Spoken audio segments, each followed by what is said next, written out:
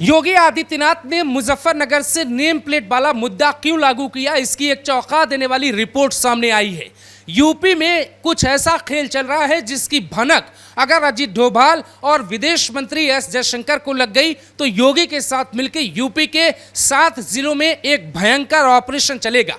और हैरानी की बात यह है दोस्तों कि जब पूरे देश भर में बांग्लादेश और कई देशों से लोग आकर भारत में शरण लेने की कोशिश कर रहे हैं तो यूपी के ये 7 जिले उनके निगाहों में क्यों बसे हैं? क्योंकि यूपी का जो बॉर्डर है वो ना तो बांग्लादेश से लगता है और ना ही वो बॉर्डर पाकिस्तान से लगता है। फिर एक आबादी बाहर से आकर यूपी में कैसे बस रही है? क्या ये नेपाल कनेक्शन कोई छिपा हुआ है? क्या नेपाल के रास्ते यूपी के अंदर कई जिलों के भीतर जो आबादी वाली रिपोर्ट आई है वो आपको हैरान कर देगी। हम आपको बताते हैं, यूपी के अधिकारियों से एक सर्वे करवाया गया और उस सर्वे में कुल 303 गांव शामिल थे, लेकिन उनमें से 116 गांव ऐसे थे जहां की जो स्थिति है वो बहुत असामान्य हो गई। जिसके बाद ये रिपोर्ट योगी आदित्यनाथ के अधिकारियों ने पहले उनको दी और योगी आदित्यनाथ के अधिकारियों ने फिर जो मुख्य सचिव होते हैं, मुख्य सचिव ने ये रिपोर्ट आगे अजीत डोभाल और केंद्र सरकार के पास भेजी। और ये हैरान कर देने वाला जो डेटा आया है, इसके बाद जाहिर तौर पर तैयारी ये है कि इन 303 गांवों में बुलडोजर चलाया जाए। इन 303 गांवों में से 116 गांवों में एक तबके की आबादी लगभग 50% बढ़ी है दोस्तों।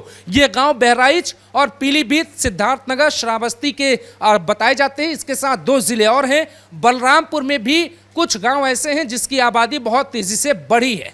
ऐसा ही अगर चलता रहा तो इन 7 जिलों में जो तस्वीर आने वाली है वो बहुत भयानक हो जाएगी। और यूपी में जो नेम प्लेट वाला मुद्दा था जिसकी पहचान जरूरी बताई गई थी, अगर वो लागू नहीं होगा तो इन जिलों में आने वाले वक्त में बहुत आसानी से विरोधी पार्टी या विरोधी ताकतें कुछ भी करवा सकती हैं। ऐसा कहा जाता है कि नेपाल के भीतर ना तो कोई धार्मिक स्थल है दूसरे धर्मों का और ना ही वहाँ पे मदरसे खोले जाते हैं। उसके बावजूद भी इन 7 जिलों में 25% ऐसे मदरसे बढ़े जिनमें ये बाहर से आए हुए लोग या जिनकी आबादी अचानक से बढ़ी है वो लोग यहाँ पर पढ़ाई करते हैं या मस्जिद में जाके नमाज पढ़ते हैं। तो सवाल ये है कि आखिर ये लोग आए कहाँ से, क्योंकि जो यूपी का बॉर्डर है वो ना म्यांमार से मिलता है और ना ही बांग्लादेश से मिलता है। तो फिर इनके आने की संभावनाएं कहाँ से हैं, इस पर भी आपको हम समझाते हैं। यूपी के भीतर योगी आदित्यनाथ की जो सख्ती है उसके बाद लगातार मौलवी एक तरफा कार्रवाई पर सवाल उठाते हैं और वो ये कहते हैं कि योगी आदित्यनाथ बदले की भावना से काम करते हैं। लेकिन प्रधानमंत्री की आर्थिक सलाहकार परिषद की एक रिपोर्ट भी आई थी जिसमें चौंका देने वाले आंकड़े सामने आए थे।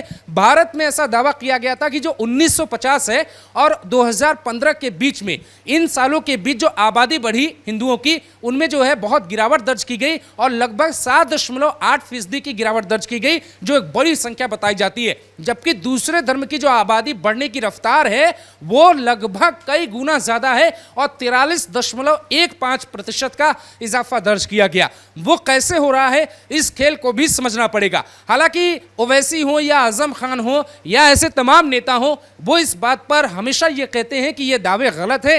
हिंदुस्तान के भीतर कभी भी दूसरा जो वर्ग है उनकी आबादी ज्यादा नहीं हो पाएगी और वो प्रधानमंत्री की कुर्सी पे नहीं बैठ पाएंगे। लेकिन जो रिपोर्ट होती है दोस्तों वो चौंका देती है। और ऐसी एक रिपोर्ट एक वेबसाइट ने भी प्रकाशित की है और उस वेबसाइट का भी यही दावा है कि नेपाल के रास्ते जो लोग आ रहे हैं उनमें रोहिंग्याओं का एक बड़ा हिस्सा है जो बांग्लादेशी लोग बताए जाते हैं। वो जो आसाम में जाते हैं उन्हें सख्ती होती है, वो आसानी से यूपी की सीमा में घुसते हैं और नेपाल का जो बॉर्डर है उससे सटा हुआ जो यूपी के जिले होते हैं उनमें वो आसानी से रह लेते हैं। और ऐसा ही दावा आसाम के भीतर भी आया था और आसाम के भीतर कई जिले हैं जिनमें से धुबरी है, करीमगंज है, साउथ सलमारा है, मनकाचर जिला है जो बांग्लादेश से लगभग 10 किलोमीटर तक लगता है। और उसी सीमा से वो लोग अंदर आते हैं और अंदर आके जो है अपने आप को भारतीय बता लेते हैं और फर्जी डॉक्यूमेंट्स तैयार कर लेते हैं।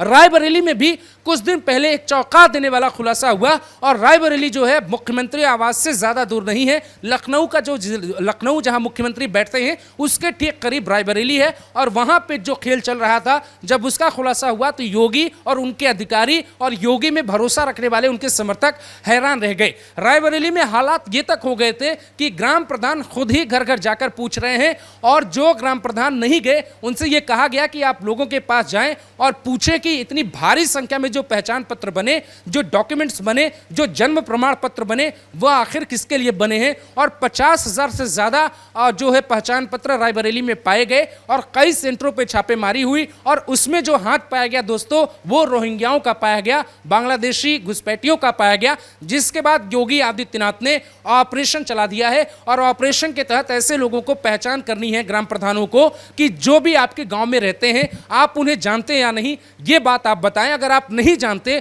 तो ये जो जानकारी है आप तहसील पर देंगे, तहसील जो है जिला मुख्यालय पर जाएगी जानकारी, और जिला मुख्यालय जो है लखनऊ तक जानकारी भेजेगा, ताकि ऐसे लोगों को पकड़ा जाए। यही गलती फ्रांस ने की और यही गलती ब्रिटेन में हुई, यही गलती ऑस्ट्रेलिया में हुई, जिसके बाद वहां की तस्वीर बदल चुकी है। लेकिन यूपी में चूंकि योगी आदित्यनाथ हैं और वो कानून व्यवस्था को लेकर बहुत भरोसा रखते हैं, इसीलिए योगी को जैसी ही खबर मिली उसके बाद योगी आदित्यनाथ ने अपने अधिकारियों से कहा कि कुछ भी करिए, लेकिन पहले आइडेंटिफाई करिए कि यूपी के भीतर कितनी बड़ी संख्या में ऐसे लोग रह रहे हैं जिनका नाता ना तो यूपी से है और ना ही हिंदुस्तान से है। हालांकि जब कार्रवाई होगी और बुलडोजर एक्शन होगा तो कुछ लोग रोने के लिए आएंगे, वोट बैंक का खेल रचा जाएगा। आप सीधे शब्दों में अगर आप समझिए तो जो खेल बंगाल में ममता बनर्जी के इशारे पे रचा जाता है, वो खेल यूपी में रचा जा रहा है, लेकिन इसमें योगी का साथ नहीं है, योगी का बुलडोजर आएगा।